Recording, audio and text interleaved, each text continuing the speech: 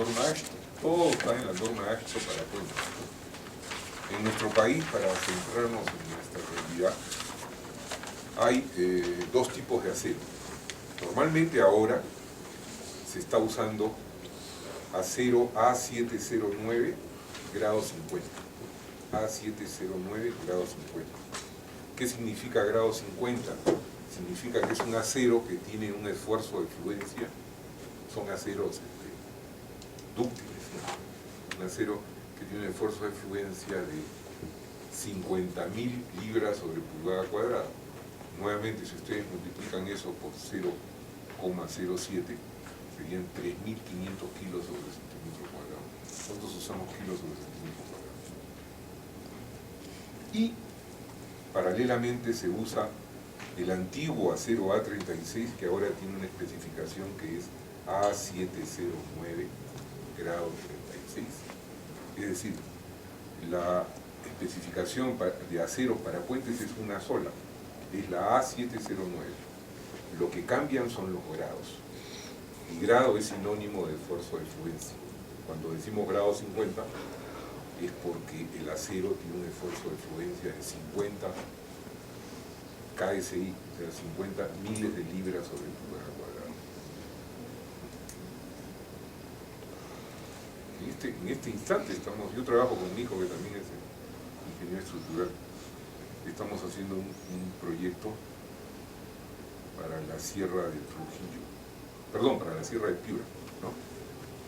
Solo que en ese caso es un puente de armadura, tipo pony, es decir, sin techo. Ustedes están acostumbrados a pasar en los puentes de estructura metálica tipo armadura, y el puente tiene techo, tiene una armadura de techo. En este caso no tiene techo, por eso dificulta un poco el diseño, pero la construcción la facilita tremendamente, mucho más rápido, mucho más sencillo, etcétera, etcétera. Pero en fin, ese es otro tema, y estamos usando grado 50.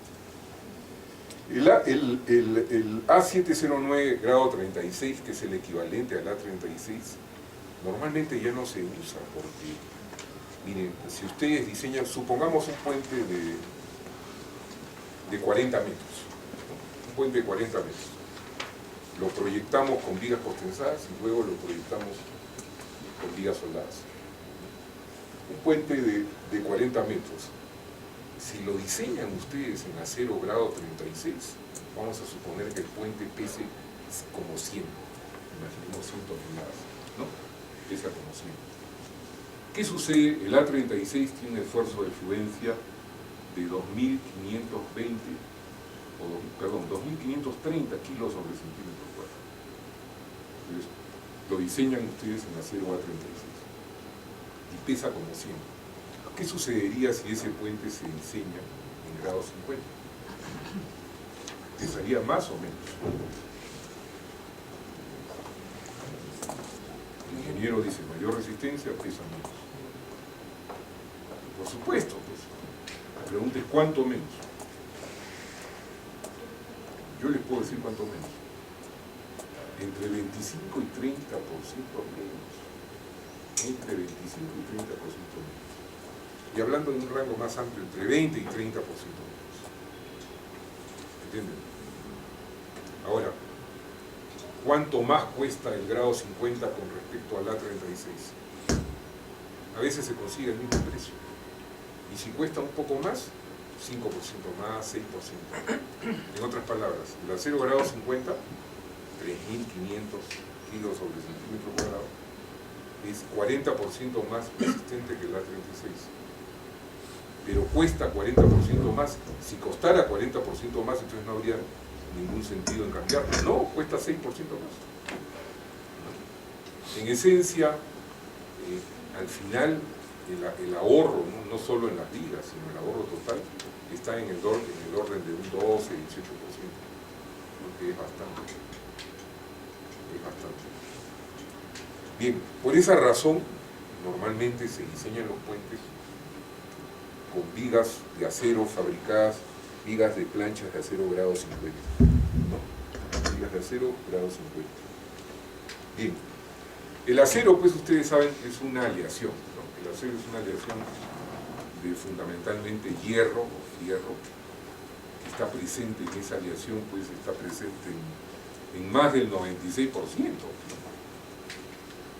con carbono. El carbono es el elemento que le da dureza, resistencia a esa aleación. Pero no solo carbono, sino normalmente en las acerías están presentes manganeso, fósforo, azufre y silicio.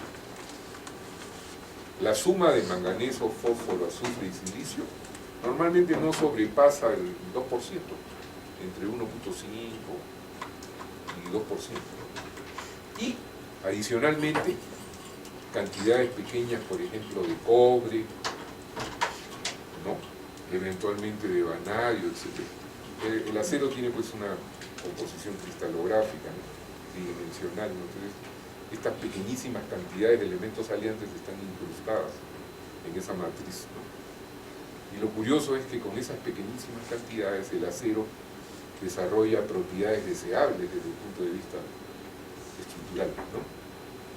Entonces, una especificación de acero no es otra cosa que un documento amparado por ASTM, que son las normas de la institución que usamos nosotros. Entonces, ASTM A709, grado 36, no es otra cosa que un papel en donde les indica la composición química de ese acero, sus propiedades mecánicas y algunos comentarios más. ¿De acuerdo? Entonces, normalmente los elementos aliantes, ¿no? Normalmente entonces como el carbono, por ejemplo, miren, el carbono está presente en el acero A36 en no más de 0.26%, ¿no? En no más de 0.26%. En el acero en grado 50 en no más de 0.23%. El manganeso, como yo les decía, está presente en no más de 1.35%. El fósforo en 4 centésimos de porcentaje. El silicio en 0.4 como máximo. Y el azufre en 5 centésimas como máximo. Por eso les digo yo que si sumamos esos 4 elementos aliantes, ¿no?, con la justa sobrepasan el 2%. Y los otros elementos, eventualmente el níquel, por ejemplo, para los aceros resistentes, lamentablemente no me puedo extender, pues, no hay tiempo, ¿no? Pero el níquel, por ejemplo, para aquellos aceros que son resistentes a la corrosión atmosférica, o sea, resistentes al intemperismo, como por ejemplo el A709 50W. Si ustedes ven A709 50W, primero quiere decir que es un acero para puente porque es A709. Segundo, que tiene un esfuerzo de fluencia de 50 KSI, o sea, 3.500 kilos sobre centímetro cuadrado. Y el W significa que es un acero weathering, es medio ambiente, ¿no?, resistente al intemperismo, no necesita pintarse. Si está expuesto a un clima estacional, o sea, un clima que tiene un periodo de lluvias y luego tiene un periodo seco, no requiere pintarse. Su resistencia a la corrosión con respecto al A36, que es el patrón base, está en un rango entre 3 a 6 veces. Y en un clima como este, vayan ustedes a la carretera central en Lima y vean esa obra portentosa que se hizo en el siglo XIX, el ferrocarril central, y van a ver N puentes de acero que tienen más de 100 años y no les ha pasado nada. Ese es un clima estacional, ¿no?, típico, ¿no?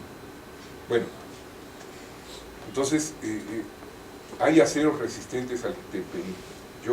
Miren, los brasileros fabricaban esos aceros hasta el año 79. El año 79, como ya sabían perfectamente la fabricación de los aceros resistentes al intemperismo, dejaron de pagar el royalty a la siderurgia americana que les daba la tecnología. Empezaron a fabricar con sus propias normas. Hace 32 años fabrican. Y en Brasil yo he visto N, y ustedes pueden ver, aquellos que han ido, ¿no?, o irán, puentes de estructura de acero sin pintarse. No requieren pintarse. El famoso costo de mantenimiento prácticamente no existe. ¿Y eso por qué es? Porque son aceros que forman lo que se denomina la patina, es decir, se fabrican en el taller, se transportan, se ensamblan, se vacía la losa, etc. y empieza a funcionar el puente. Durante ese tiempo, la superficie del acero se empieza a corroer, o sea, empieza a haber un proceso corrosivo, por supuesto microscópico. Pero ¿qué sucede con ese proceso corrosivo? Primero, que le da una cierta coloración al acero. Al decir de los arquitectos, estamos hablando de otros países, ¿no? Por ejemplo, en un ambiente verde, bonito, en un campo limpio, ¿no? Ese tono es un marrón medio verdoso, conjuga muy bien con el medio ambiente, ¿no? Se ve bonito, ¿no? Bueno, entonces, cuando se forma la patina, que es microscópica, hasta que alcanza un determinado espesor microscópico, se detiene el proceso corrosivo. Y esa patina funciona como un inhibidor de la corrosión. Ahí queda la corrosión, ya no se sigue corroyendo. Ese es el concepto de ese acero. Muy bien. Ahí tienen ustedes el acero grado 50. Es decir, acá tenemos, ¿no?, 40, 50 KSI o 3500. Entonces, como ven ustedes, ese acero tiene un comportamiento dúctil y tiene un comportamiento plástico, ¿no? Un comportamiento plástico, ¿no?, luego del cual el esfuerzo sigue aumentando y tiene una capacidad de formación enorme. Ahora, esta es una curva para comparar la pérdida de espesor por corrosión del acero con los años, para varios tipos de acero. Por ejemplo, miren, ustedes tienen acá el acero grado 50, que equivale a 345 megapascales, W, quiere decir que este es el acero resistente al intemperismo. El acero al carbono es el acero A36, es el grado 36, y esta es la curva. Por ejemplo, miren, luego de 5 años de exposición,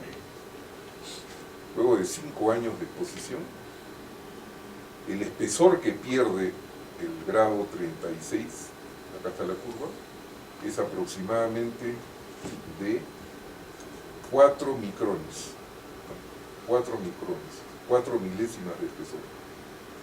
En cambio, el grado 50, como ven ustedes, pierde menos, ¿no?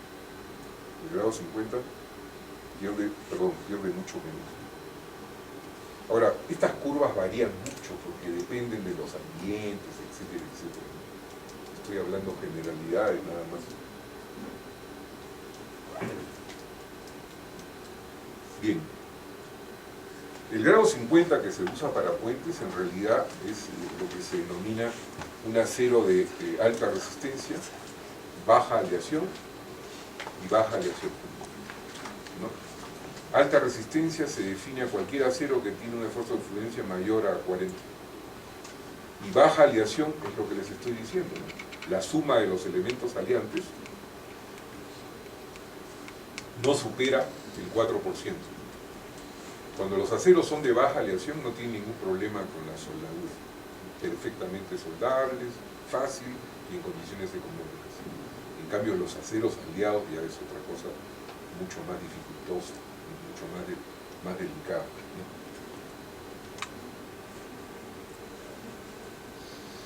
Acá tienen ustedes un ejemplo bien interesante, ¿no? Miren, acá se ha diseñado un puente. Esto es bien interesante. Acá se ha diseñado un puente usando dos tipos de acero, ¿no? El acero grado 50, resistente al intemperismo, y el acero más moderno, que es el High Performance Steel, que es un acero de alta performance. Es un acero que es, acá tendríamos que poner 70 W, o sea, tiene un esfuerzo de fluencia de 70 KSI, que son 4.900 kilos sobre centímetro cuadrado. Pero tiene más fluencia que las varillas corrugadas grado 60, que son 4.200. Ese es el más moderno que se está usando. Todavía no se usa en el Perú, pero para que ustedes vean el concepto de cómo los aceros más resistentes proporcionan soluciones más económicas, ¿no?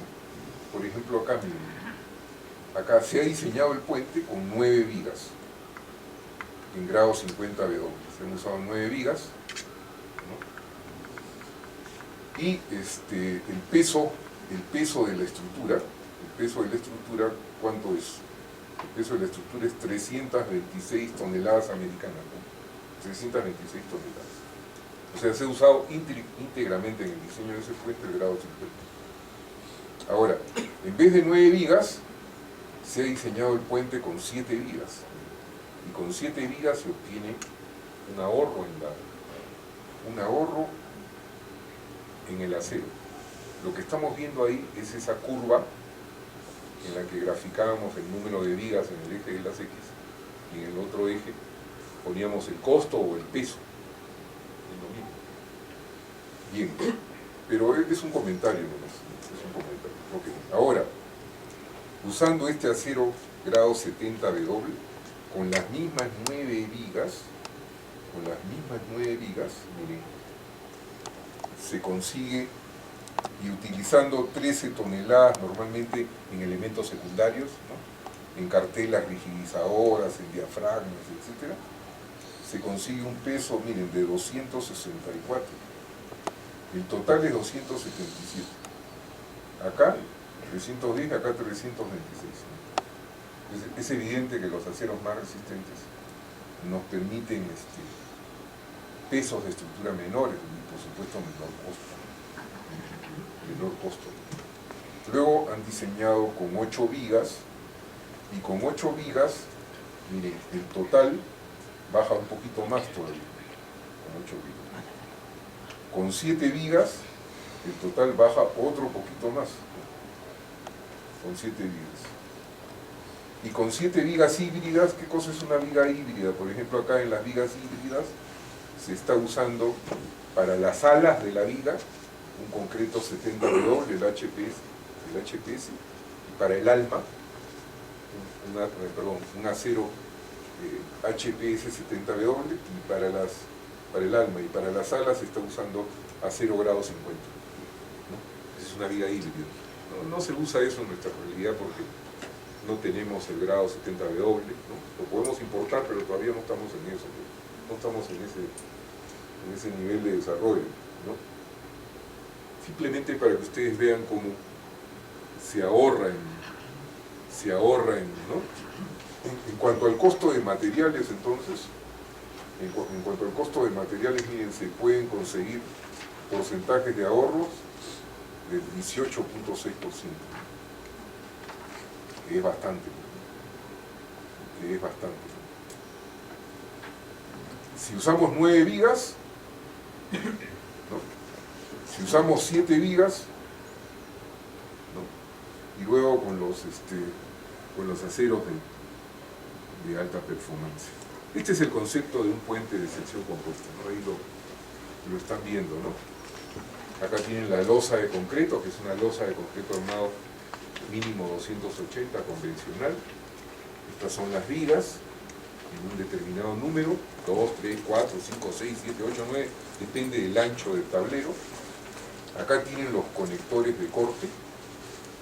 Normalmente hay dos tipos de conectores de corte, los llamados pernos de corte y luego los canales soldados. Estos son unos canales laminados que se cortan en pedacitos y se sueldan al ala superior de la viga, o patín superior, igual que en el concreto, ala superior, ala inferior, patín superior, patín inferior.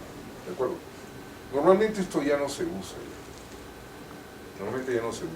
Entonces las normas cada vez los están dejando de lado. Ahora, ¿qué otra cosa observan acá?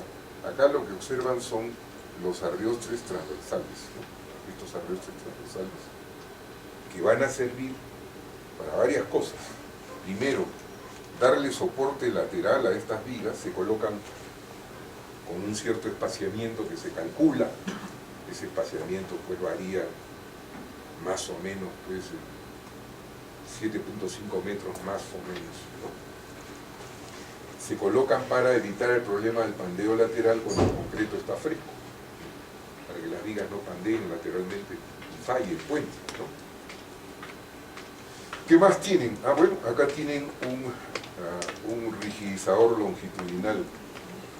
Normalmente para los puentes de luces medianas, estamos hablando de puentes que están en el rango de luces medianas, pues entre 30 y 60 metros. Entre 30 y 60 metros, no se recomienda usar vigilizadores longitudinales.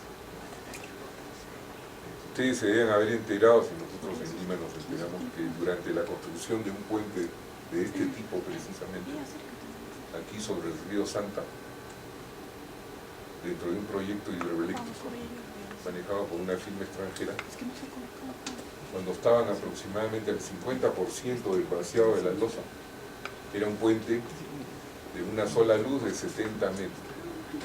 Qué coincidencia que esos 70 metros coinciden con los 70 metros del puente de sección Cajón Ostensado.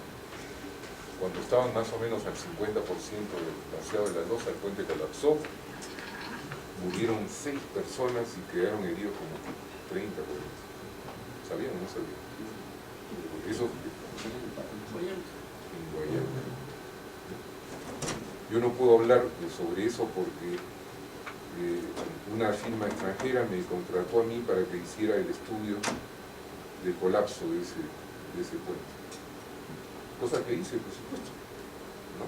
Lo que ellos querían es tener un estudio que acreditara que en la injerencia que ellos habían tenido en la obra, porque hay varias empresas ahí, ellos no habían tenido ninguna culpa, como que no la tenían, dicho sea.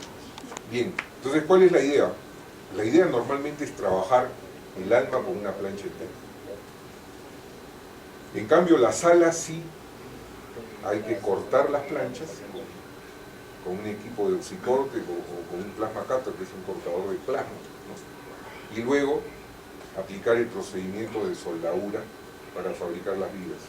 Normalmente estas vigas no se sueldan pues manualmente, ¿no? Normalmente la soldadura manual se hace para zonas pequeñas de la estructura, ¿no? Para tener productividad ahí se utiliza pues procedimientos de soldadura por arco sumergido o soldadura por alambre tubular, que es la última moda ahora en la fabricación de las estructuras de acero. Bien, las alas entonces, como veían ustedes ahí, las alas se fabrican a partir de las planchas que se cortan.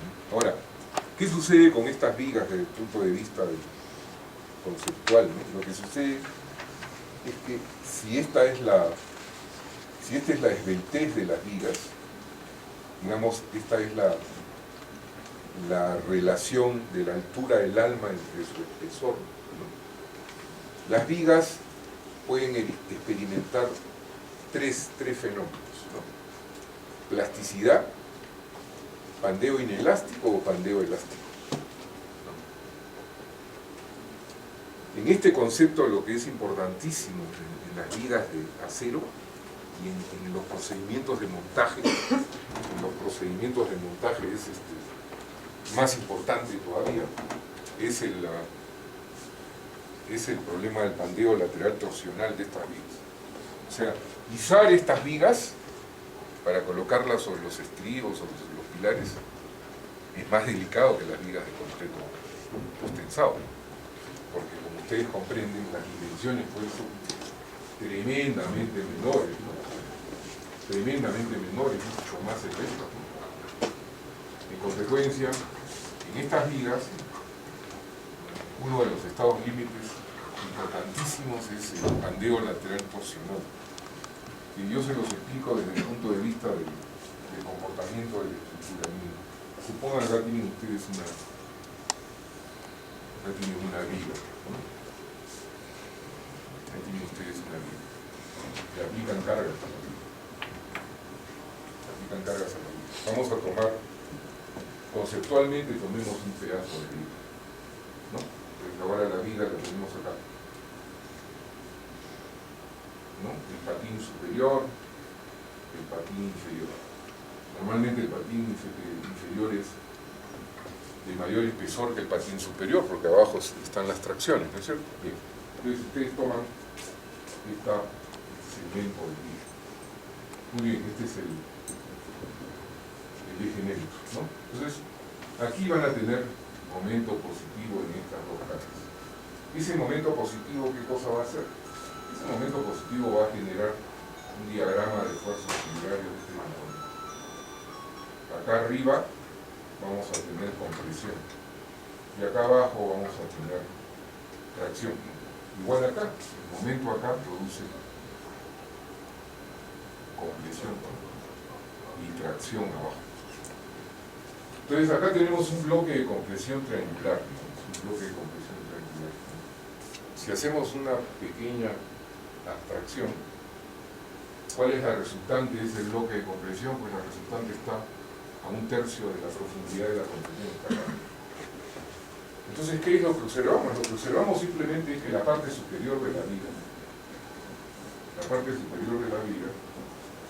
está trabajando como un elemento que está comprimido en sus extremos, ¿no? Es un elemento que está siendo sometido a compresión. ¿Qué sucede con todo elemento que es sometido a compresión? No, las vigas se deflectan. Se pandean. Ahora, la pregunta es, en este caso, si esta es la viga, es una viga para puentes. Si esta es la viga, por supuesto los espesores de las alas pues son mucho más gruesos que los espesores del ala. Si esa es la viga tiene dos ejes, el eje XX' y el eje Y'. ¿No? En estas vigas el momento de inercia con respecto al eje XX' es mucho mayor que el momento de inercia con respecto al Y'. Un elemento sometido a compresión pandea lateralmente alrededor del eje donde el momento de inercia es menor. Y entonces, ¿qué es lo que aparece en este elemento? Lo que aparece es pandeo, pero no pandeo en el plano de la pizarra, es decir, no pandeo alrededor del eje XX', sino pandeo alrededor del eje Y', es decir, la viga se pandea, se sale del plano de la pizarra, o para adentro o para afuera. A eso se le denomina pandeo lateral. Entonces, en el momento que la viga se está pandeando, voy a exagerar el pandeo, se está pandeando lateralmente, ¿no? Es decir, acá ya hay una deformación lateral. En el momento que la parte superior de la viga se está pandeando lateralmente, aquí, no quiero hablar en términos, acá hay una frontera de continuidad, ¿no? Acá hay una frontera de continuidad, ¿no?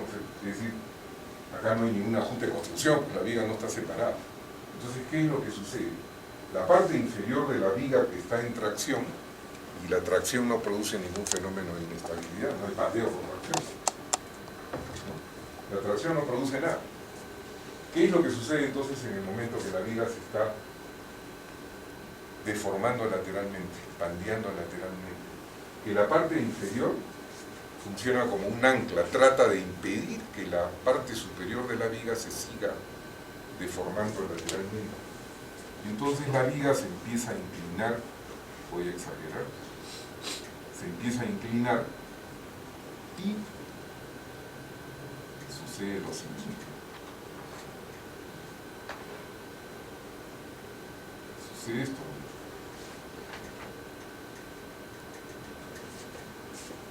Perdón, esto se mueve un poquito para acá. Se mueve un poquito para acá y en consecuencia la viga aparece torsión en el elemento. Es decir, la parte inferior trata de impedir que la viga se deflecte lateralmente. Entonces, con un poquito de imaginación aparece torsión. Por supuesto que no hay ningún momento torsor externo, no. Todo es interno. A ese fenómeno se le llama pandeo lateral torsional, ¿no? Este es el fenómeno para el cual se diseñan estas vigas, tanto para puentes como para las estructuras de acero. Y este fenómeno es el que puede ocurrir durante el guisaje y montaje de las vigas postensadas, que son muy esbeltas, ¿no? Ahí es difícil que aparezca torsión, pero que aparezca pandeo lateral, de hecho que puede aparecer, ¿no? Y por eso en las vigas que son muy esbeltas y que tienen alas superiores relativamente pequeñas, es necesario adicionarle algunos elementos que le den soporte lateral para que durante el izaje no pandeen, ¿no? Ese es el tema, ¿no? Muy bien, ahí tienen ustedes una típica viga para puentes, ¿no? Una típica viga para puentes, ¿no? Acá tienen el alma. Este es el rigidizador de apoyo, acá debajo está el apoyo, y entonces la viga está soportando toda la reacción acá. Este rigidizador de apoyo funciona como una especie de columna, una columna corta. Los rigidizadores vienen en parejas, a este lado y al otro lado que no vemos, ¿no? Y a cierta longitud los rigidizadores interiores, ¿no? Normalmente en los diseños modernos se estila colocar el mínimo posible de rigidizadores para que con la soldadura no se sobrecaliente demasiado la viga y no se deforme, ¿no? O sea, una viga soldada para puentes que tiene un diseño moderno tiene pocos rigidizadores. El de apoyo, normalmente un rigidizador, el primer rigidizador interior, y de repente otro, o de repente ahí quedaron, ¿no? Si ustedes ven una viga que tiene un montón de rigidizadores, ese diseño lo ha hecho Matusalén, ¿no? No sabe Dios cómo lo habrán hecho, Dios mío. ¿Ya? Sabe Dios. Bien. ¿Qué concretos se usan para las losas? Exactamente lo mismo que en el caso de los puentes de concreto postensado. Se usa un concreto mínimo de 280. Un concreto mínimo de 280. Entonces, en el caso de estos puentes, a diferencia de los puentes de vigas postensadas, vamos a tener una diferencia notoria en el módulo de elasticidad y en la resistencia del material de la losa con respecto al material de la viga. ¿De acuerdo? La losa tiene un módulo de elasticidad, pues el concreto de 280 tiene un módulo de elasticidad pues del orden de 200 y pico mil kilos sobre centímetro cuadrado. ¿Y cuál es el módulo de elasticidad del acero? 2.037.000 kilos sobre centímetro cuadrado. Estamos hablando de 10 veces. 10 veces. En el caso de las secciones compuestas con vigas postensadas y losa de concreto, el módulo de elasticidad del concreto 280 es diferente al módulo de elasticidad del concreto 350, ¿no? 15.000 por raíz de F'(c), ¿no es cierto? Pero la diferencia no es muy grande. En cambio acá la diferencia es de 10 veces. Es de 10 veces. ¿Eso qué significa? Eso significa que si nosotros queremos diseñar el ancho útil de la losa, se tiene que equiparar al acero reduciéndolo por la relación de los módulos de elasticidad, ¿no? Entonces el comportamiento de estas vigas para puentes, el comportamiento deseable es este de acá arriba, ¿no? Deseablemente uno debe trabajar con vigas denominadas compactas, ¿no es cierto? De manera que si nosotros graficamos acá el efecto de las cargas, acá los momentos y acá la curvatura de la viga, si la viga es esbelta, no va a ser eficiente en el uso del acero, va a ser totalmente antieconómica, porque la viga se va a cargar hasta acá, ¿no? Y luego la tangente disminuye, ¿no? La velocidad disminuye y la viga falla, ¿no? Si la viga es no compacta, la viga tiene un poco más de resistencia. Se alcanza el momento de fluencia, es decir, las fibras extremas de las vigas alcanzan fluencia, pero un poquito después fallan, ¿no?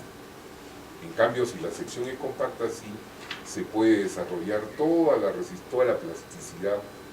plasticidad del acero.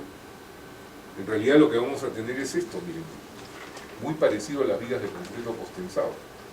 En la primera etapa, cuando actúan las cargas muertas o permanentes, solamente la viga metálica es la que está soportando todas las cargas de su peso propio, por supuesto. Ahora, cuando el concreto empieza a fraguar, y a través de los conectores de corte empieza a trabajar un cierto ancho de losa con la viga metálica, entonces sí, ya en ese caso, para las cargas de gravedad posteriores, ya toda la sección empieza a comportarse como si fuera una sección de un solo material, ¿no? Como si fuera una sección de un solo material. En esta etapa, el ancho efectivo de la losa se divide entre 3n, ¿no? Donde n es la relación de los módulos de elasticidad, evidentemente el acero entre el módulo de elasticidad de concreto. Y en esta otra etapa, el ancho efectivo se divide entre n, ¿no? Entre n. En consecuencia, los esfuerzos van cambiando durante el proceso constructivo. Ahí tienen una típica sección para momento positivo, ¿no? Una típica sección para momento positivo. Esta es la losa y esta es la viga. En este caso, miren, tiene una viga que tiene un alma de 60 pulgadas, son 5 pies, 1,50 metros, ¿no? Y tiene alas de 12 pulgadas, que son 30 centímetros. El espesor del ala inferior es 1 pulgada y arriba es 5 octavos. Punto 625 es 5 octavos. El alma acá también es de 5 octavos. Raro, acá normalmente el alma podría ser de media pulgada. El espesor del alma depende de la relación de la altura del alma entre el espesor, ¿no? Normalmente se recomienda no pasar de una relación de 150. En otras palabras, la relación de la altura del alma, ¿no? Digamos que la altura del alma es h y el espesor del alma es tw. La idea es que h entre tw sea menor o igual a 150. ¿Para qué? Para no usar rigidizadores longitudinales como los que les mostré hace un rato. En otras palabras, si ustedes tienen un alma de 1.500 milímetros, o sea, de 1,50 metros, ¿no? El espesor mínimo tendría que ser mayor a 1.500, entre 150 y 10 milímetros. Hay espesores de plancha de acero de 10 milímetros.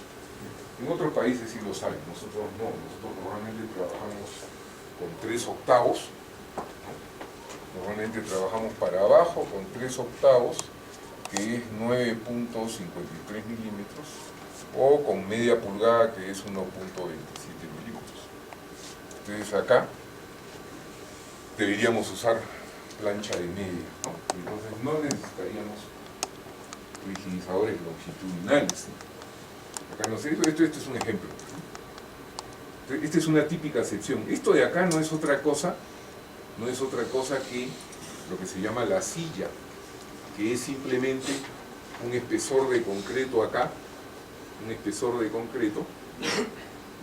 concreto para darle al, igual es en el caso con las vigas postensadas, un espesor de concreto para darle lo que se llama el bombeo. Es decir, una pendiente mínima de un 2% del eje de la calzada hacia los extremos para que el agua de lluvia, ¿no?, escurra hacia los bordes y de ahí se le saque con tubos, con bajadas, ¿no? Eso va a depender, por supuesto, de la intensidad de la lluvia y se calcula con el dedo así y así, ¿no? Porque eso es un tema muy sencillo y a la vez muy complejo, ¿no? Depende de la precipitación. Entonces acá tienen una sección que trabaja perfectamente para momento positivo, ¿no? Es decir, una sección que trabaja en la zona del momento positivo. En otras palabras, acá miren, si el eje neutro está, normalmente en los puentes el eje neutro está dentro del espesor del ala superior. ¿Qué quiere decir eso? Que todo lo que está por arriba del eje neutro está en compresión y todo lo que está por abajo está en tracción. ¿No es cierto? Entonces acá la losa trabaja en compresión, una partecita trabaja en compresión, esta otra partecita en tracción y todo lo que está abajo en tracción. Si nosotros tomamos momentos con respecto a este eje neutro, entonces estas fuerzas nos proporcionan ¿qué cosa? El momento resistente, que es el criterio para, en otro tema, diseñar estas vigas. Ahora, este sistema constructivo se usa tanto para tramos simplemente apoyados como para tramos continuos, ¿no? Igualito. Solo que en el caso de tramos continuos, en las secciones, en los apoyos, vamos a tener momento negativo, ¿no es cierto? En consecuencia, acá van a estar las tracciones y las compresiones van a estar acá. Entonces, para tomar las tracciones tenemos que colocar obligadamente refuerzo corrugado convencional. Normalmente se coloca una capa, ¿no? El estilo nuestro es colocar una capa de fierro grueso, ¿no? Aquí lo que han hecho esos americanos es colocar dos capas, ¿no? 9 fierros de media y 7 fierros de 5 octavos, ¿no? Nosotros normalmente colocamos una capa al centro de fierro grueso. Entonces, la sección compuesta acá está a su vez compuesta por la resistencia a la tracción que van a proporcionar estas varillas corrugadas. O sea, acá el concreto no sirve para nada. El concreto se fisura, el concreto no trabaja en tracción. Para lo único que sirve es para el mecanismo de adherencia, para que esté adherido a las varillas y en consecuencia las varillas sí trabajan en tracción. Pero el concreto no tiene ninguna resistencia a la tracción. ¿De acuerdo? Entonces, igualito, miren, aquí el eje neutro normalmente cae dentro del alma, ¿no? Entonces todo lo que está arriba está en tracción y todo lo que está abajo está en compresión. Entonces esto proporciona el momento negativo que tiene que ser mayor o igual al momento producido por todas las cargas para que el puente esté bien diseñado, ¿no? Solamente para repetir el fenómeno del pandeo lateral torsional, ¿no? Graficado en un isométrico, ¿no? Este es el problema, pues, este es el problema típico, ¿no? Es decir, como ustedes ven acá, la viga se empieza a deformar lateralmente, ¿no? Lateralmente. Pero no solo se deforma lateralmente, sino que el eje a su vez empieza a girar porque aparece un fenómeno de torsión, ¿no? Y si esto sucede, pues, caput, ¿no? Caput. Bueno, las secciones se clasifican de varias formas, ¿no? Se clasifican como, repito, compactas, no compactas y esbeltas. Las esbeltas, ni pensar en ellas. Las no compactas prácticamente no. Generalmente se usan las secciones compactas, ¿no? Ahí tienen lo que les decía, ¿no? El alma web es el alma, ¿no? El alma vertical, ¿no? Normalmente la relación de la altura del alma entre el espesor debe ser menor o igual a 150 y en consecuencia no necesitamos colocar rigidizadores longitudinales, lo cual es una gran ventaja. Pero si queremos colocar los rigidizadores longitudinales, entonces podemos colocar un espesor del orden de la mitad, ¿no? El problema es que a la hora de soldar esos rigidizadores longitudinales, estamos hablando de una planta metalmecánica con equipamiento, con personal calificado, etcétera, para que pueda hacer un trabajo de calidad si no sale cualquier cosa. Esto sí no se puede fabricar en cualquier sitio, ¿no? Bien. Ahora, en el caso del proyecto que les estoy dejando,